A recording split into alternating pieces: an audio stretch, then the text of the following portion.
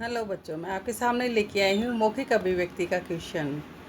विद्यार्थी शिक्षकों में बच्चों की मौखिक अभिव्यक्ति के विकास करने में किन किन बातों का ध्यान रखा जाना चाहिए? आप इसके लिए कौन कौन सी गतिविधियाँ करना उचित समझेंगे, स्पष्ट कीजिए।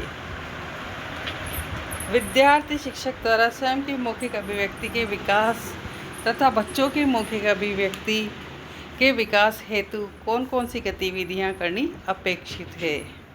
क्या है क्वेश्चन? विद्यार्थी शिक्षकों में बच्चों की मौखिक अभिव्यक्ति के विकास करने में किन किन बातों का ध्यान रखा जाना चाहिए?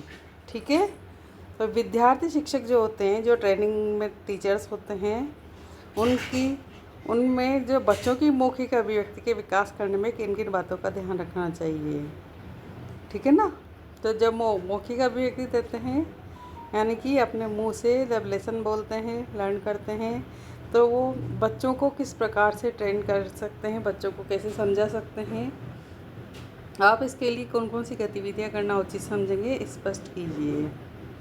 विद्यार्थी शिक्षक द्वारा स्वयं की मौखिक अभिव्यक्ति के विकास तथा बच्चों की मौखिक अभिव्यक्ति के विकास हेतु कौन कौन सी गतिविधियां करनी अपेक्षित है।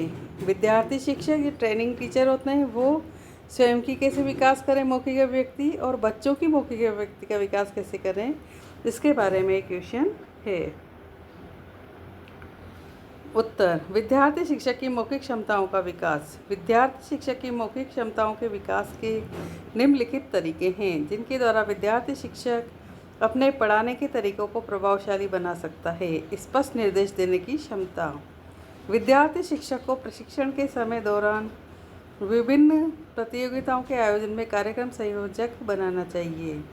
खेल कूद में दल का नायक बनाना चाहिए। दल शिक्षण के समय दल का नायक बनना, शिविर आयोजन कर उसका प्रबंधक बनना, सामाजिक कार्यक्रम में नायक बनना, शैक्षणिक भ्रमण के समय पूरे दल का नायक बनाना चाहिए। ऐसे आयोजन से विद्यार्थी शिक्षक के भीतर दल को सुनियोजित तरीके से दिशा निर्देश देते हुए अपने कार्य को सफल बना सकता है, जिसे आगे चलकर कक्षा में बालकों के आत्मविश्वास के साथ स्पष्ट निर्देश दे सकेगा। इसमें समझाया गया है कि जो विद्यार्थी शिक्षक है, जब वो प्रशिक्षण के दौरान है, ट्रेनिंग के दौरान है, तो उसे क्या करना चाहिए कि उस विद्यार्थी शिक्षक को ट्रेनिंग के दौरान खेल कूद में दल का नायक बनाना चाहिए, है ना। क्या खेल कूद में दल का नायक यानी टीम का लीडर उसे बनाना चाहिए, जिससे यदि वो लीडर बनेगा तो क्या होगा कि वो ध्यान देगा प्रबंधन पे, कार्यक्रम पे, और भ्रमण के समय भी यदि उसे नायक बनाया जाता है दल का, तो पूरे दल पे ध्यान रखेगा, किस किस के ड्यूटी, क्या क्या ड्यूटी है, वो उसे में आयोजित करेगा और सुनियोजित तरीके से दिशा निर्देश सबको देगा। उसकी ट्रेनिंग उसको देना चाहिए। पॉइंट नंबर 2, अवधारणाओं को मौखिक रूप से समझाना। अवधारणा को मौखिक रूप से समझना। विद्यार्थी शिक्षक द्वारा किसी भी प्रकरण जैसे बाल विवाह, अनमेल विवाह, विधवा विवाह, ऊंच नीच, भ्रूण हत्या, अस्पृश्यता, लड़कियों के प्रति भेदभाव, आत्मविश्वास आदि अवधारणाओं को स्वयं समझकर तथा उसके प्रति स्पष्ट तर्क सम्मत विचार अवधारणा बनाकर मौखिक रूप से व्यक्त करने की योग्यता विकसित करना चाहिए। इसके लिए विद्यार्थी शिक्षक को बालकों के साथ बाल सभा, दल चर्चा, साक्षात्कार आदि आयोजन कर उनमें उपरोक्त क्षमताओं में वृद्धि कर सकता है। क्या होना चाहिए कि अवधारणाओं की मौखिक रूप से समझना। जो अवधारणाएं होती है शिक्षा को लेकर, हमारे समाज को लेकर, हमारे विचारों को लेकर, तो उसमें क्या करना चाहिए कि विद्यार्थी शिक्षक द्वारा किसी भी प्रकरण जैसे बाल विवाह हुआ, अनमेल विवाह हुआ, विधवा विवाह हुआ, ऊंच नीच, भ्रूण हत्या, अस्पृश्यता, लड़कियों के प्रति भेदभाव, आत्मविश्वास आदि अवधारणाओं को स्वयं समझकर, है ना, पहले वो इस चीज़ को समझे कि बाल विवाह से क्या फ़ायदे हैं और क्या नुकसान है, अनमेल विवाह से क्या फ़ायदे हैं, क्या नुकसान है, विधवा विवाह क्यों ज़रूरी है, ऊंच नीच जो समाज में व्याप्त है इसका कारण क्या है, भ्रूण हत्या के पीछे क्या कारण है, ये सही है या गलत है। इस तरह की बातों को जब वो स्वयं समझेगा तो उनके प्रति विचार और अवधारणाएं बना सकेगा और अपने मौखिक रूप से उसे व्यक्त कर सकेगा। इसके लिए विद्यार्थी शिक्षक को बालकों के साथ बाल सभा, दल चर्चा, साक्षात्कार बाल सभा यानी कि हर शनिवार को जो होती है स्कूलों में, है ना, इसमें कविताएं बोलते हैं, कहानी बोलते हैं, अपने अपनी प्रेजेंटेशन देते हैं, नाटक बोलते हैं, नाटक करके दिखाते हैं। दल चर्चा, टीम बच्चों की 5-5 का ग्रुप बना के उनके बीच में एक टॉपिक देके उन पर चर्चा करवाई जाए। साक्षात्कार आदि का आयोजन उन क्षमताओं में वृद्धि कर सकता है। पॉइंट नंबर 3 जो है, अपने विचारों को विभिन्न संदर्भों में प्रभावी ढंग से विविध रूपों में अभिव्यक्त करने की क्षमता, यानी कि अपने विचारों को विभिन्न संदर्भों में, है ना, क्योंकि जो विद्यार्थी शिक्षक है, जो ट्रेनिंग टीचर है, वो उसमें क्या है कि उसे तरह तरह के बच्चों को पढ़ाना है। उसकी क्लास में यदि 40 बच्चे हैं तो 40 ही बच्चों के अलग अलग मनोभाव है, अलग अलग विचार है, उनको समझते हुए उनको समझाना है। तो अपने विचारों को संदर्भों के प्रभावी ढंग से विविध रूप में अभिव्यक्त करने की क्षमता। विद्यार्थी शिक्षक को अपने विचारों को अलग अलग संदर्भों में या अलग अलग स्थानों, सेमिनारों आदि पर प्रभावी ढंग से विविध रूप से व्यक्त करने की योग्यता होनी चाहिए।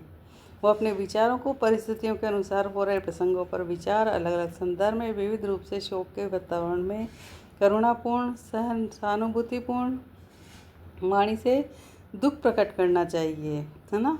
यदि इसी दुख का कोई विचार चल रहा हो, वातावरण चल रहा हो, तो टीचर भी उसका दुख प्रकट करें। इसी तरह से जन्मोत्सव, विवाहोत्सव आदि खुशी के अवसर पर प्रसन्नता प्रकट करते हुए आशीर्वाद देते हुए विचार प्रकट कर सकता है।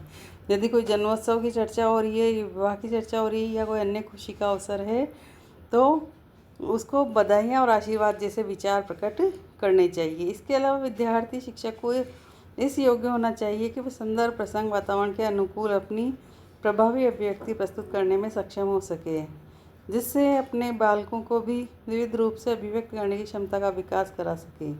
इसके लिए उसे संवाद, पाठ, एकाकी, नाटक में अभिनय करने के लिए छात्रों को प्रेरित करना चाहिए, जिससे उनमें अभिव्यक्ति की क्षमता का विकास हो सके। चौथा पॉइंट है जो है कि अपने विचारों को विविध प्रकार के समूह के सामने प्रस्तुत करने की क्षमता, है ना। कि अब अपने विचार, जो विद्यार्थी शिक्षक के विचार हैं, वो क्या है कि अपने जो विचार हैं, स्वयं की जो धारणाएं हैं, विचारधाराएं हैं, वो उसमें इतनी क्षमताएं होनी चाहिए कि समूह के सामने, यानी कि उसके सामने कितने भी लोग बैठे हुए हैं, उसके ग्रुप के बैठे हुए हैं, उसके जो विद्यालय के जो लोग बैठे हुए हैं, बच्चे बैठे हुए हैं या अध्यापक बैठे हुए हैं, उनके सामने अपने विचार को प्रस्तुत कर सके। शिक्षक को अपने विचारों को विविध प्रकार के समूह के सामने प्रस्तुत करने की योग्यता विकसित करनी चाहिए। छात्र को इस संदर्भ में प्रेरित करना चाहिए, जैसे प्रतियोगिताओं का कार्यक्रम संयोजक बनना, बालचर का प्रशिक्षण, खेल कूद में टोली नायक बनना, दल शिक्षण में दल का नायक बनना, उत्सव आयोजक बनना, शिविर आयोजन कर उसका प्रबंधक बनना, प्रार्थना सभा का व्यवस्थापक बनना, शनिवारीय कार्यक्रम का संयोजक बनना। ऐसे आयोजनों से विद्यार्थी शिक्षक अपने छात्रों को विविध प्रकार के समूह के सामने प्रस्तुति देने की क्षमता विकसित कर सकता है। क्या क्या होना चाहिए, जैसे प्रतियोगिताएं हुई तरह तरह की, तो उनका संयोजक बने, बालचर को प्रशिक्षण दे, खेल कूद में टोली का नायक बने, दल शिक्षण में दल नायक, है ना, उत्सव में संयोजक और उसका शिविर का प्रबंधक, प्रार्थना की व्यवस्था करना और शनिवार को जो कार्यक्रम होते हैं उनका संयोजक बनना। पॉइंट नंबर 5, देखी, सुनी व पढ़ी हुई सामग्री को समालोचनात्मक रूप से संक्षिप्त व विस्तृत रूप में अभिव्यक्त करना। विद्यार्थी शिक्षक में देखी, सुनी, पढ़ी, है ना, जो देखा हो उसने कभी, कुछ सुना हो उसने कभी, या पढ़ा हो किसी बुक्स में, ठीक है। तो देखी, सुनी, पढ़ी हुई सामग्री को समालोचनात्मक रूप से संक्षिप्त व विस्तृत रूप में अभिव्यक्त करने की क्षमता होनी चाहिए, उसकी आलोचना कर सके वो। एक तो कोई मनगढ़ंत कहानी हो तो उस पर आलोचना नहीं की जा सकती, उसे लगना चाहिए कि ये सत्य हो सकता है, ये ट्रुथ है और इसकी आलोचना, समालोचना की जा सकती है, ठीक है। तो ऐसी देखी, सुनी और पढ़ी हुई सामग्री को समालोचनात्मक रूप से संक्षिप्त व विस्तृत रूप में अभिव्यक्त करने की क्षमता होनी चाहिए।